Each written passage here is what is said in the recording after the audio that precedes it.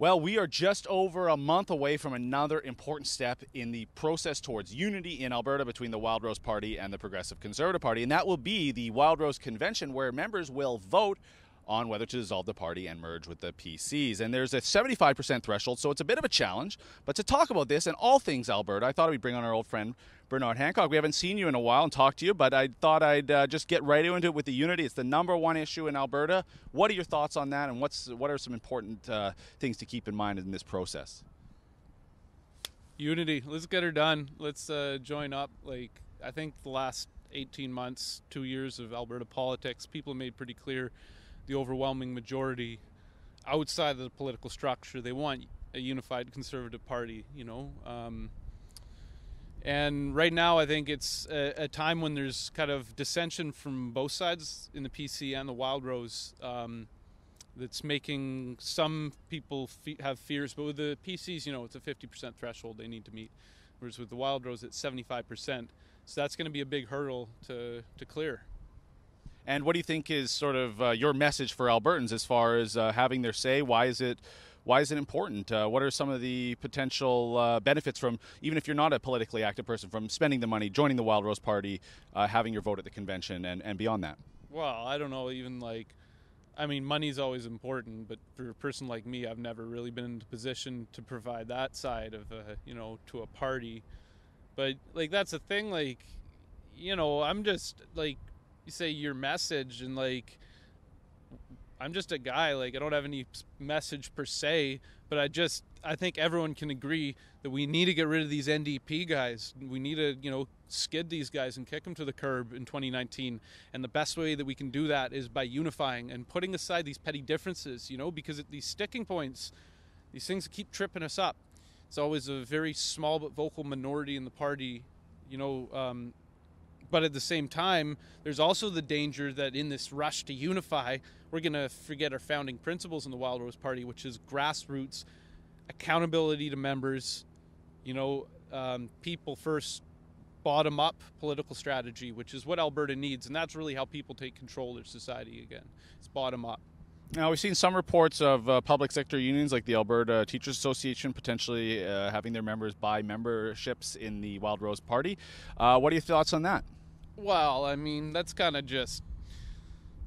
if you think that doesn't happen at all levels and from all sides, you'd be kidding yourself. And really, it's one local representative making that. It's not like the entire union's openly... It's kind of in a way a mountain out of a molehill, but it's good because it shines a light on the fact that there are these forces in politics that are not honest, have no sincerity, and it's not to say at all, that would be insulting for me to say that to teachers. I have the greatest respect for teachers, and I'm not going to say that I wouldn't think a teacher would be why wouldn't they be a Wild Rose member, They want sustainability in the education, as well as other social services. I think their job depends on having a sustainable education system. And with the NDP, the way they're running Alberta off a cliff. So I think a lot of teachers, very likely potentially going to be Wild Rose members, but what that union's doing, and who that union's associated with. And they're and that although they don't explicitly say vote no, why they do that. And so that's why it's important, like I say, for your viewership of The Rebel, to spend $10, wildrose.ca, just join up, become a member, vote yes on unity, and then we can see as well, once we unify, we can start talking about, a leadership debate and who we want to be our next premier. Well, I'm glad you brought that up because that was my next question, actually, and I wanted to just sort of get your thoughts. Everybody sort of, probably sees this as Brian Jean versus Jason Kenney, but that they may be more than that, right? We've heard some rumors of Derek Fildebrandt getting involved in the leadership race as well. Give us your thoughts on how this plays out after unity is hopefully a go. Well, I seen Brian Jean and Jason Kenney at a campaign event, both speaking, same spot, and that bodes so well for the party to me. The optics of that, to me, it really shows that I think both leaders want to get right what the members want. And that it's a decision to be made by the membership. And so I so far it's good. It's Clash of the Titans, Jean versus Kenney. There's certain reasons people support each camp, and I'm just happy to see who Albertans are going to pick, because either way, Alberta's winning with either of those guys. And now there's other guys who come in. Like, I'm happy to see, at first I wanted it to be Gene versus Kenny, one-on-one.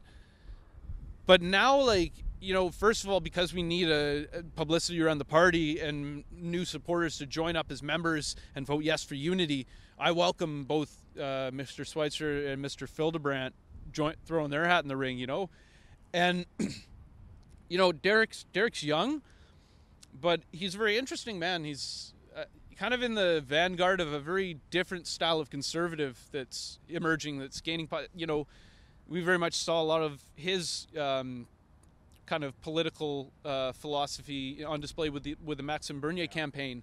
And even though Maxime didn't win, that type of policy and that movement is going to have influence in decision making down the line, right? And so Derek's an interesting cat. I think it would be cool if he had policy that differentiated him from either the Gene or the Kenny camps. By all means, that's cool. Like, it's anyone can run, man. It's a democracy, right? Absolutely. And I like Derek, and I think you made a great point. I love the fact that he's closely connected to Bernier and those ideas. So I think it would be great for the race to bring some of those more libertarian-leaning conservative ideas into the race. Just one other issue. I mean, it's here. We're here in BC. We've just had an election. Obviously, the consequences of that can be felt through the process of the Kinder Morgan pipeline being approved or delayed potentially. We have John Horgan and NDP out here saying he doesn't want it built. We have Rachel Notley promising it will get built. What are your thoughts on this pipeline process? Well, I mean, come on. Whether it's a conservative politician or it's a liberal politician, I don't trust any politician. So their words are meaningless and they mean nothing to me because, it's just subject to change. I'm tired of being told promises. I just want to see concrete action taken. It's all about communication in politics, it seems. It sometimes can make a guy pretty cynical, but I think the Kinder Morgan pipeline, I think it's going to go forward, but man, it's going to be like Clayoquot times 1,000. You better get ready. You don't mobilize millions of dollars over several years with world-class communication strategists and social media engagement, as well as property owners, municipal politics, the movement. It's like a machine, man, and I don't know that we're going to be able to stop it.